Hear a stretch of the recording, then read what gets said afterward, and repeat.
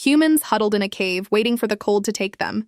That picture is a lie. For a few short weeks every year, that frozen world woke up. The ground turned green almost overnight. For ancient humans, this brief window was the most important time of the entire year. Everything depended on it. Get the summer wrong and you did not live to see the next one. Winter was survival. Summer was war. 20,000 years ago, most of the land your ancestors walked wasn't ice. It was grass. Scientists call it the mammoth steppe, the largest ecosystem the planet has ever known, stretching from Spain across Europe and Asia into North America. Woolly mammoths, woolly rhinos, giant bison, wild horses, reindeer by the tens of thousands. A prehistoric version of the African plains, except colder, but that food supply appeared and vanished on a clock. Grass only grows when it's warm, and in the far north, the growing season lasted 6 weeks, sometimes less. 6 weeks to prepare for a winter that could last 9 months. The richer the summer, the harsher the winter that followed. The feast was always the warning, so survival came down to one brutal equation. Store enough in 6 weeks to survive 9 months of darkness. Miss the number and your family starved together in the dark, but first, scattered bands had to find each other. For most of the year, ancient humans lived in tiny groups of 20 or 30, spread thin across a frozen land. But every summer they walked toward each other, following rivers that served as highways, tracing routes memorized across generations. Sometimes 100 people gathered in one place. This was where marriages happened, where children met cousins for the first time, where old friends traded stories and grief for the ones who didn't survive winter, where a young hunter learned the one trick that would someday save his own child. Everything you are today, your capacity to love, to cooperate, to belong to something bigger than yourself, was forged in these gatherings, tens of thousands of years ago. Once gathered, 100 hungry people needed food fast. The answer was migration hunting. Herds of reindeer and wild horses moved in predictable rivers across the steppe, and hunters knew exactly where they'd cross. Narrow valleys, river fords, choke points. They didn't hunt one animal at a time. They planned, waited, and worked in coordinated groups. It was brutally dangerous. A woolly rhino could gore you. A panicked mammoth could crush you in a heartbeat.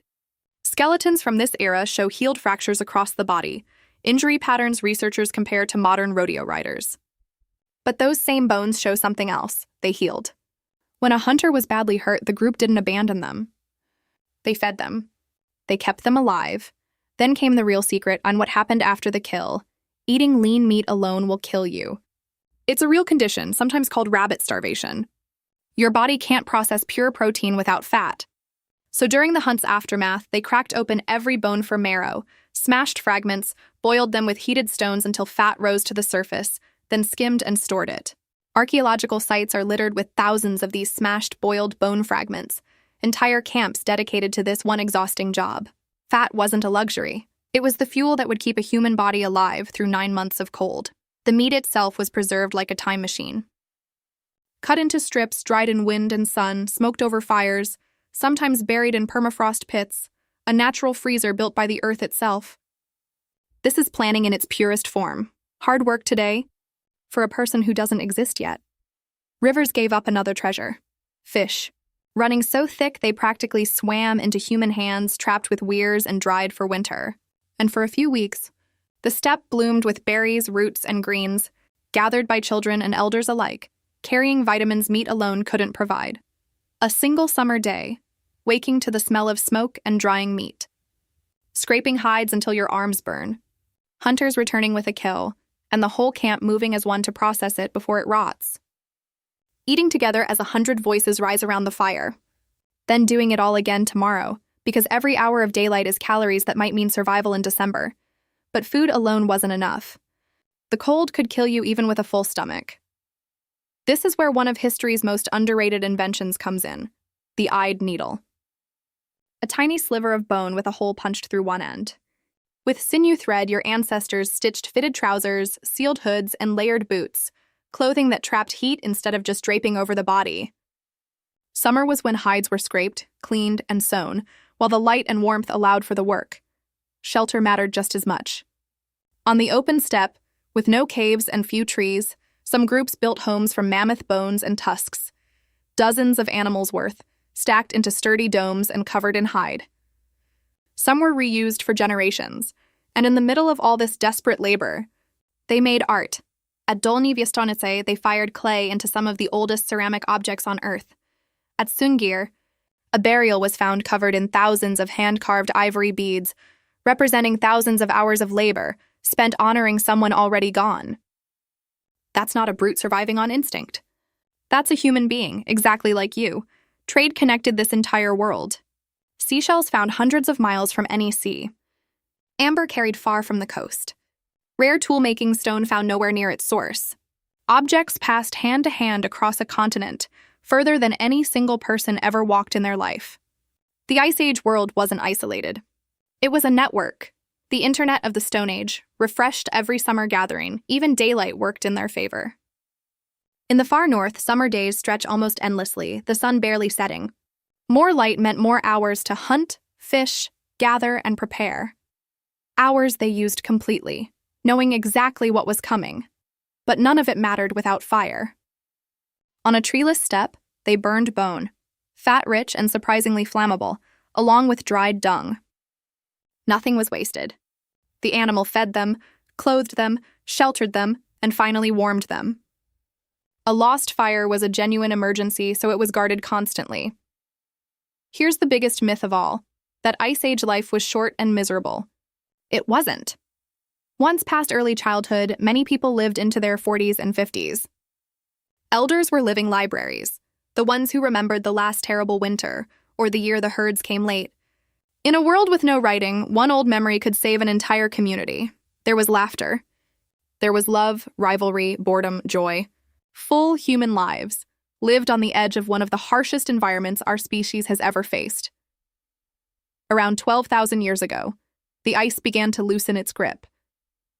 But warming wasn't simple good news. The mammoth steppe itself began vanishing, forests crept in, marshes spread, and the giants of the Ice Age slid toward extinction. The world your ancestors had mastered was dissolving beneath them, so they adapted again. They fished harder, gathered new plants, followed new animals. And the same instinct that drove the summer store, plan, prepare, sacrifice today for tomorrow, exploded into something new. Storing seeds, then planting them, then tending them. The first farming, the beginning of villages, cities, writing, everything you'd call civilization, grown directly out of a mindset forged on the frozen steppe.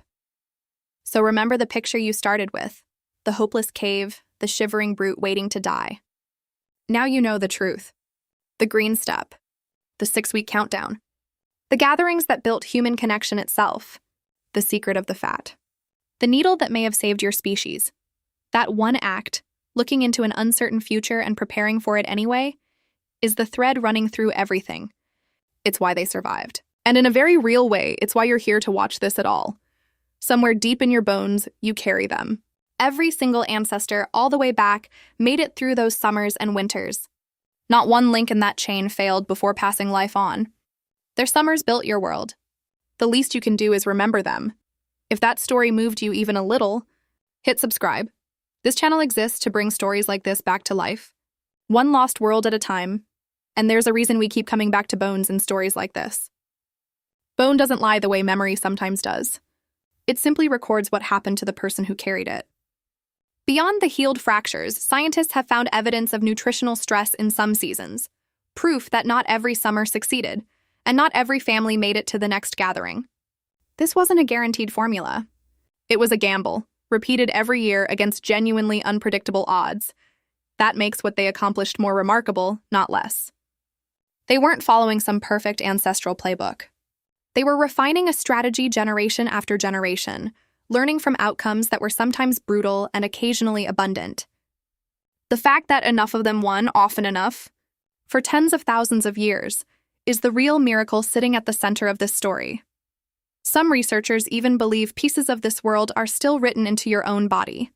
The way you crave rich, fatty food, the way your energy shifts with shortening autumn days.